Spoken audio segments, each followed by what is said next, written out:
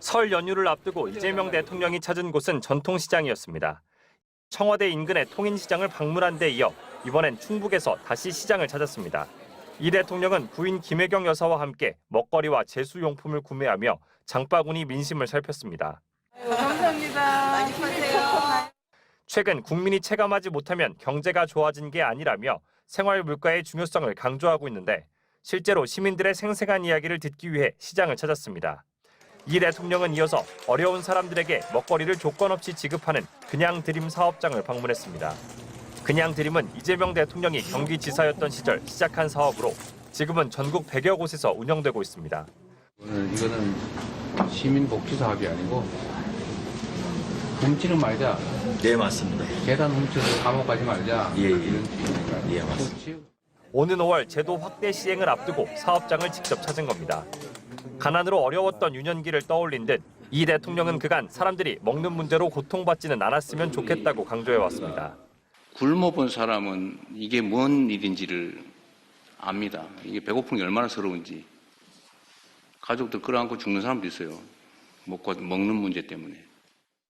어제도 다른 지역에서 방문하는 이용자도 거부하지 말고 음식을 주라며 제도 활성화를 위해 노력해달라고 거듭 당부했습니다.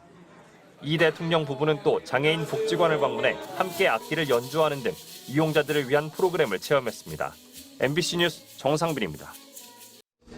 이재명 대통령과 김혜경 여사가 충주시에 위치한 그냥드림 사업장을 방문했습니다. 이 대통령은 이른바 생계형 장발장을 막을 수 있다며 조건 없이 먹거리를 제공하는 이 사업을 여러 차례 강조해왔습니다.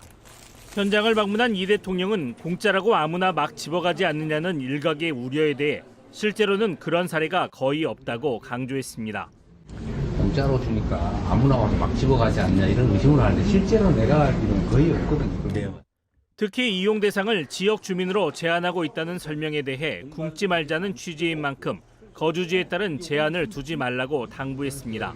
딴 나라에서 온 사람 이상을 없이 내 나라 와서 굶어 죽으면 안 되니까. 네, 알겠습니다. 대통령이 방문한 그냥드림 사업장은 생계가 어려운 사람에게 즉석밥과 라면, 조미김 등 2만 원 상당의 생필품 꾸러미를 지원하고 있습니다. 시범 사업이 시작된 지난해 12월 하루 평균 27명이던 방문자는 지난달 42명, 이달 들어서는 90명을 넘어섰습니다.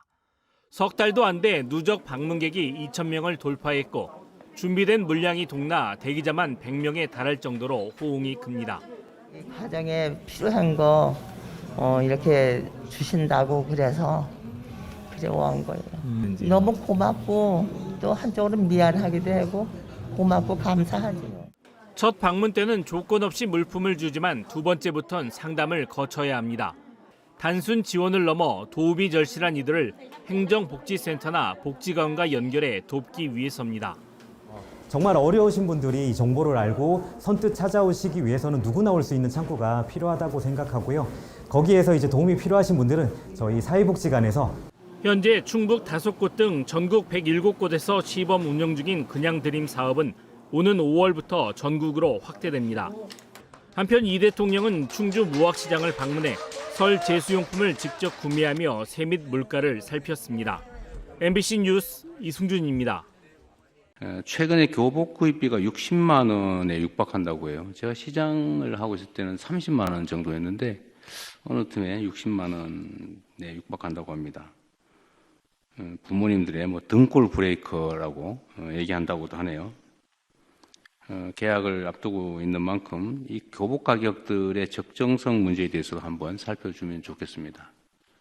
대체적으로 해외에서 수입하는 것들이 많은데 그게 그렇게 비싸게 받는 게 온당한지 또 만약에 그런 문제들이 있으면 이걸 어떻게 대책을 세울지 한번 검토해 주시기 바랍니다. 제가 그 생각도 했었는데 교복 생산자 협동조합 같은 걸 만들어서 어차피 대부분 교복을 무상 지급하고 있는 상황이라 업체들한테 돈을 대주는 게 아니고 생산 자체를 아예 협동조합 형태로 만들어서 국내 일자리도 만들고 가급적 소재도 국산을 사용하도록 하면 국내 산업 발전에도 좀 도움이 되지 않을까 그런 생각을 해봤는데 그 타당성이 있는지도 한번 검토해 주시기 바랍니다. 자주 말씀드리는데 국정의 제1원칙은 국민의 삶을 바꾸는 것입니다. 그리고 정책 성과는 국민의 삶 속에서 현장에서 비로소 확인되는 것입니다.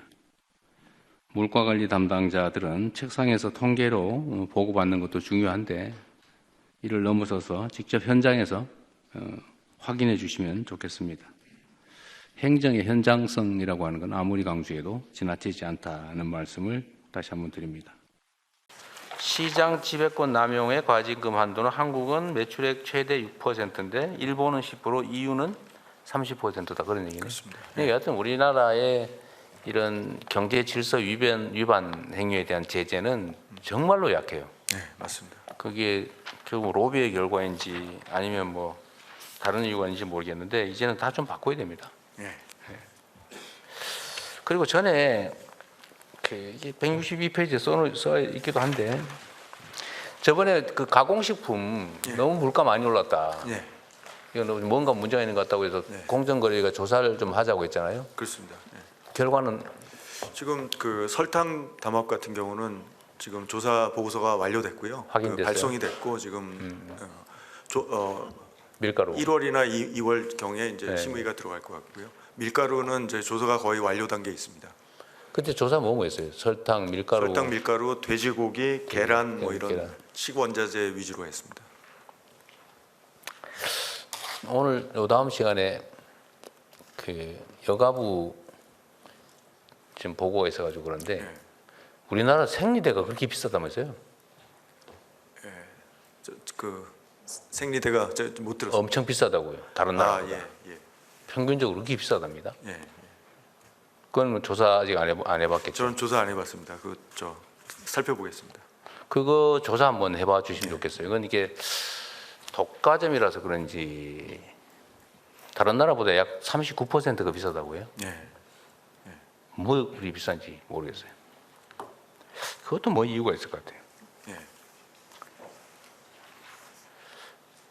담합이나 아니면 시장 지배력을 남용해가지고 네. 과도하게 물가 올리고 이러는 거는 이것도 역시 사실 조사하려면 엄청나게 인력이 많이 필요하죠. 시간도 많이 필요하고. 예. 그래도 아까 가맹 사업이나 이런 거에 비하면 그래도 그렇게 인력이 많이 필요하지 않습니다. 왜냐하면 독점화가 많이 주로 이제 심화된 거 위주로 보기 때문에요. 여하튼 공정거래위의 역할을 늘리는 건 정말로 중요해요. 네. 네.